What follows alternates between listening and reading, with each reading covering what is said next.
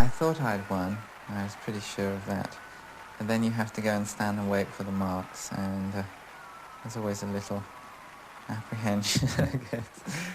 You sit there and you think, well, what's going to happen? What are they going to do? Which way are they going to jump? But they were good, and when I saw the marks, I knew that nobody else could possibly beat me, which was a lovely feeling, I can tell you.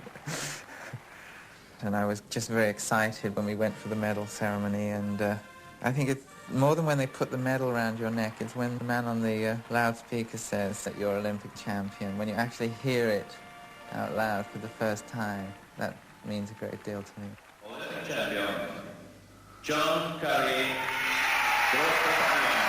And a mighty roar goes up in the Olympic Ice Stadium on this proud, proud moment for John Currie as he receives his gold medal from Lord Killannon, President of the International Olympic Committee. I was watching the flag and thinking about, winning and all the rest of it, and I suddenly realized that they were playing the anthem so badly that I could hardly recognize it. I've had letters like these from a Racefield infant school, from the pupils, and they've all written me letters and drawn lovely pictures of me, and they're just beautiful. I love them, and it's so cute. Things like that have meant a great deal to me. I was very surprised when, that in fact that winning Olympics I received the publicity that I did receive. I wasn't expecting it at all. I was expecting to win. I wasn't expecting anything like that kind of publicity afterwards. I think it's fair to say that people are interested in my skating. I hope that they are. And I think it's also fair to say that they're not madly interested in my private life. Quite rightly too. I think the press are interested because for them it's more sensational to try and find something, other than skating to say. As far as my private life is concerned, every letter or every greeting I've had has been about my skating, and that's been it. That's what people are interested in. They're not interested in knowing what I do. I think that's fine. I'm very pleased to have won for Britain. I think that was very exciting for me, and I'm terrifically proud to have been able to do it, but I do feel that the fact that I was helped so much by American money, I was sponsored on American money, and I think it's important that in a way that it's known, because it does help to illustrate the fact that the problems that British sports people face. I've had the financial resources that are more than I myself need or think I'll need for the rest of my life. And I don't like to see people with real talent have to stop just for the want of money. As a matter of fact, the first skater called to my attention was Peggy Fleming when she was 12 years old. Since that time, there have been about 25 of them. Some of them are here. Dorothy Hamill is one.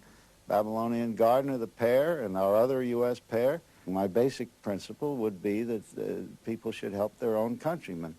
But in his case, I was convinced after talking to him that he couldn't get as much help as he needed, and I offered it to him, and he accepted, and I'm now very pleased that I did that, because I think he might have gone off the ice, and instead I think the world has a great champion now.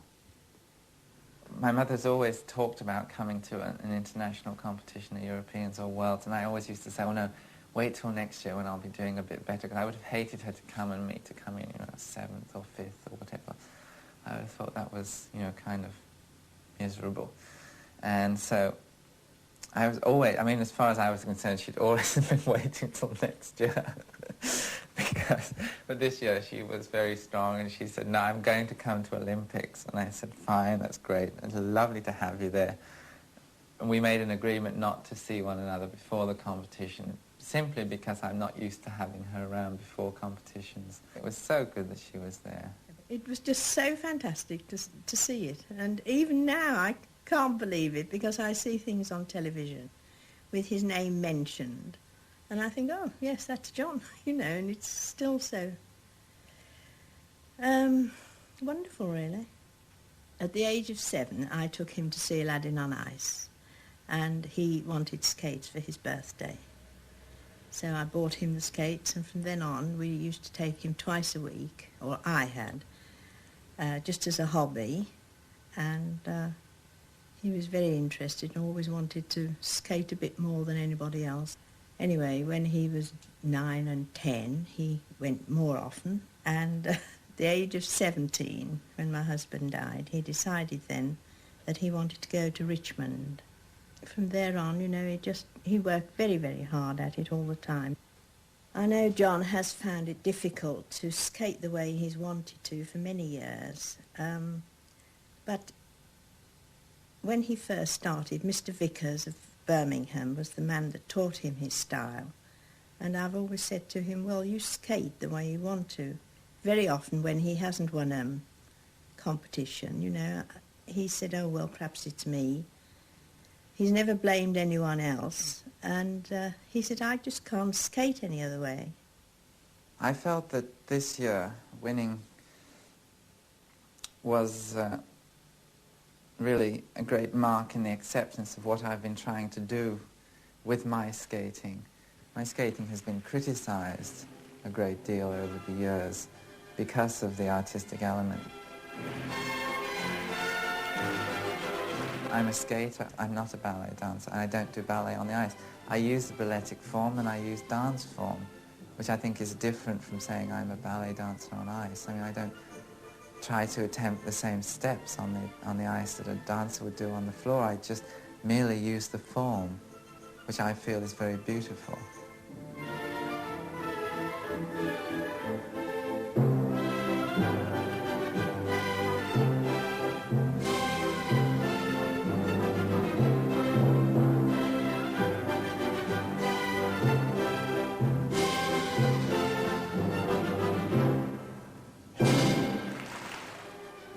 The judges have come to me and said that finally we've found a balance between artistry and athleticism, which is something that I've been able to achieve this year as I haven't been able to achieve in past years. And I hope that it will influence skating in that respect.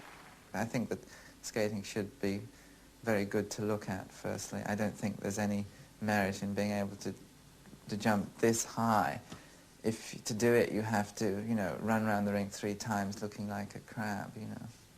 I don't think that's worth it. I have the feeling that he's probably one of the best, if not the best skater that ever came. And I think so that this, he had never any doubt that he was special, that he could do.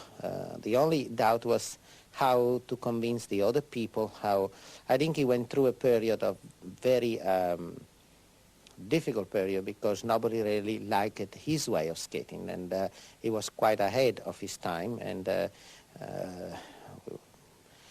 many coach and judge, and they thought the skating was only jump and run, jump and run. He really brought a new, something new in skating, and that really make it completely different. One always dreams about winning the Olympics, and I was surprised that the day after the Olympics, I was so low. I was so depressed because I just couldn't understand why. And I thought, why do you feel this way? Why you should be so happy and all the rest of it. And I think it was because, being honest, we had decided way, way before Olympics that if I won, I wouldn't go to Worlds. And so I came off at Olympics thinking, all right, I've won and that's the end.